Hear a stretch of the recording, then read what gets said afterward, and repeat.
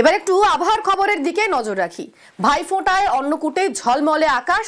আজ ও কাল রাজ্যে বৃষ্টির সম্ভাবনা নেই। সকালে কুয়াশার সম্ভাবনা কিছু জায়গায়। আমাদের সঙ্গে রয়েছেন প্রতিনিধি বিশ্বজিৎ। বিশ্বজিৎ, আমরা দেখেছি যে এই দীপাবলি মোটামুটি গরমের মধ্যে কেটেছে। ভাইফোঁটায় কিরকম ওয়েদার থাকবে? দেখো, আজ অন্নকূট, আগামীকাল ভাইফোঁটা। এই যে উৎসবের মরশুম, এই উৎসবের মরশুমে বৃষ্টির কোনো সম্ভাবনা নেই। আগামী 48 ঘন্টায় বৃষ্টির কোনো সম্ভাবনা নেই দক্ষিণবঙ্গে, এমনটা জানিয়েছে আলিপুর আবহাওয়া দপ্তর। তবে তাপমাত্রা স্বাভাবিক বা স্বাভাবিকের সামান্য উপরে থাকবে। আর যেহেতু জলীয় বাষ্প রয়েছে, বঙ্গোপসাগর থেকে জলীয় বাষ্প ঢুকছে এবং সেই কারণে দক্ষিণা বাতাসের প্রভাব এখনো রয়েছে দক্ষিণবঙ্গে। সেই কারণে দিনের বেলায় উষ্ণতা অনুভব হবে। তবে যে অস্বস্তিকর আবহাওয়া এমনটাও হবে না, আবার বৃষ্টিও হবে না স্বস্তির সেই মুহূর্ত। অর্থাৎ এই আবহাওয়া আগামী দুদিন এরকমই থাকবে। বেশ, আমাদের সঙ্গে তুমি থাকো বিশ্বজিৎ।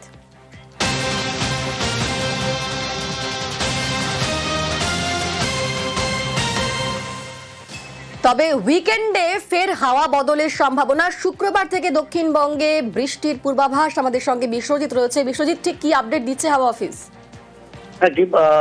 জলীয় বাষ্প ঢুকছে এবং সেই কারণে আগামী শুক্রবার থেকে একটা হাওয়া বদল হবে। আমরা জানি যে বঙ্গোপসাগরে খুব দূরে থাকলেও একটি সিস্টেম তৈরি হয়েছে এবং তার যে পরোক্ষ প্রভাব, তাতে জলীয় বাষ্প ঢুকবে এবং শুক্রবার থেকে হাওয়া বদল হবে। শুক্রবার থেকে আংশিক মেঘলা আকাশ, উপকূলের জেলাগুলিতে মূলত মেঘলা আকাশ হতে পারে এবং বৃষ্টি হতে পারে শুক্রবারে সম্ভাবনা থাকবে। উপকূলের যে জেলাগুলি অর্থাৎ উত্তর ও দক্ষিণ 24 পরগনা, পূর্ব পশ্চিম মেদিনীপুর এবং ঝাড়গ্রাম। তারপর শনিবার থেকে সোমবারের মধ্যে বৃষ্টির পরিমাণ একটু বাড়বে। উপকূল সংলগ্ন জেলাগুলিতে বৃষ্টির সম্ভাবনা থাকবে। কলকাতাতেও রবি সোমবারের মধ্যে বৃষ্টির সম্ভাবনা থাকবে, এমনটাই জানাচ্ছে আলিপুর আবহাওয়া দপ্তর। শুধু উপকূলের জেলাগুলিতে বৃষ্টি বেশি হলেও অন্যান্য জেলাতেও বজ্রবিদ্যুৎ সহ হালকা মাঝারি স্বল্প সময়ের অল্প বৃষ্টি হতে পারে, এমনটাই পূর্বাভাস আলিপুর আবহাওয়া দপ্তর। ধন্যবাদ বিশ্বজিৎ।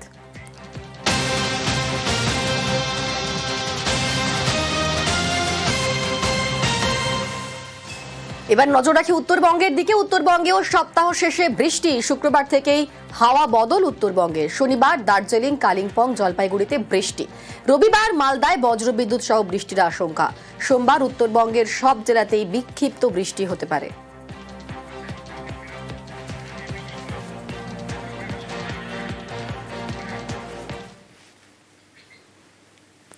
উত্তরবঙ্গে দুর্যোগ প্লাবনের জের। আলিপুরদুয়ারে সবজির দাম আকাশ ছোঁয়া।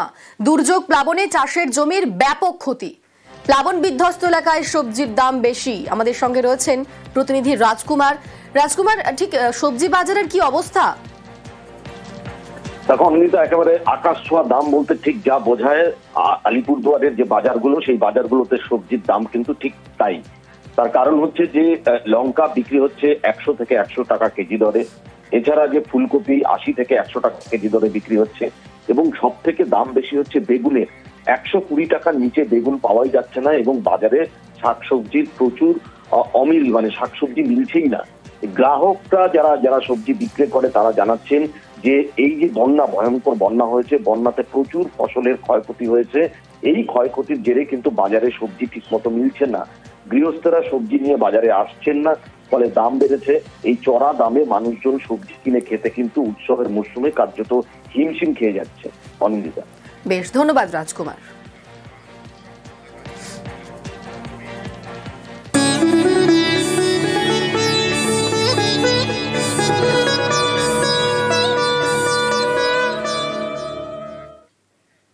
আলোর উৎসবের মরশুম এখনো চলছে। মালদায় কালী দৌড়। 350 বছরের ঐতিহ্য আজও বহাল।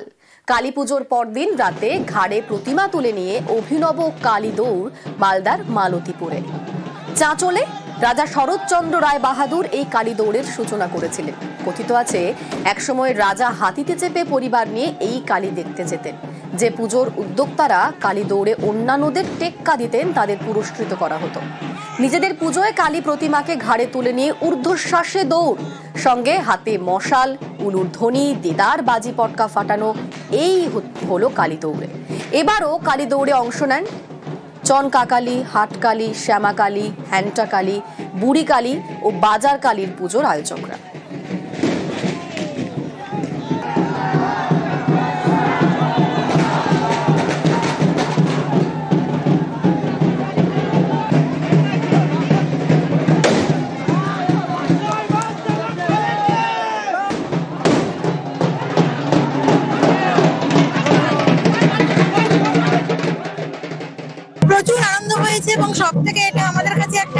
আবেগ এবং ইমোশন জড়িয়ে আছে এর সাথে, এবং দেখে খুব ভালো লাগলো এবং প্রচুর লোকের সমাগম হয়েছে এখানে। এবং এটা আমাদের চাচল রাজা 350 বছরের পুরনো কালীদৌড়, দেখতে প্রচুর জায়গা থেকে মানুষ আসে, সবাই আনন্দ উপভোগ করে। প্রচুর ভিড় রয়েছে, মানে প্রত্যেক বছর ভিড় বাড়তেই থাকে। প্রত্যেক বছর যত লোক আসে সবাই বাইরে থেকে আসে এবং সবাই খুব আনন্দ উপভোগ করে এখানে দেখে। আগের বছর প্রথমে এলাম, অনেকদিন ধরেই শুনছি। এবছর প্রথম আসলাম, ভালোই লাগলো, বেশ খুবই ভালো লাগছে। মানে এরকম তো সচরাচর দেখা যায় না, তাও এখানেই দেখলাম, বেশ ভালো লাগছে। পাটকাঠির আলোয় দেবীর বিসর্জন, ভক্তদের কাঁধে চেপে মায়ের যাত্রা। কাটোয়ার মুস্থুলি গ্রামের বোলতলা কালীর বিসর্জনের এই রীতি 100 বছরের পুরনো। আলো নিভিয়ে দেওয়া হয় গ্রামের, পাটকাঠিতে আগুন দিয়ে এগিয়ে চলে শোভাযাত্রা। আশেপাশের গ্রাম ঘুরে মন্দির সংলগ্ন পুকুরে হয় নিরঞ্জন।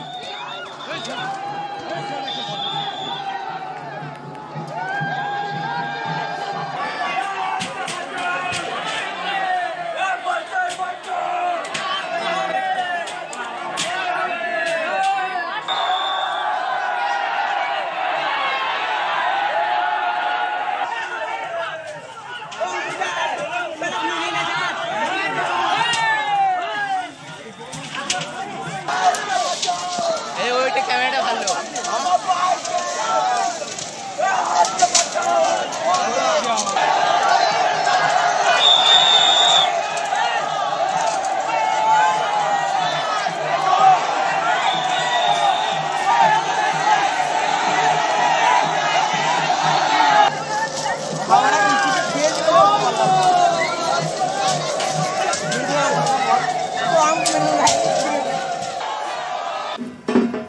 সারা রাত মশাল জেলে বিসর্জনের শোভাযাত্রা। পূর্ব বর্ধমানের মেমারির আমাদপুরের ছবি। শতাধিক পুজো হয় এই গ্রামে, তাই কালীগ্রাম নামে পরিচিত। 400 বছরের বেশি সময় ধরে বড়, মেজ, সেজ, ছোট মায়ের পুজো হয়ে আসছে এখানে। গ্রামে ঢুকলে প্রথমেই প্রায় 20 ফুট উচ্চতার বড় মায়ের দর্শন। আরো কিছুটা এগোলে প্রায় সম উচ্চতার মেজমা, তার আশেপাশে রয়েছে সেজমা ও ছোট মায়ের মন্দির। কালী পুজোতে প্রতি বছরই মেতে ওঠে গোটা গ্রাম। নজর কাড়ে বিসর্জনের শোভাযাত্রা।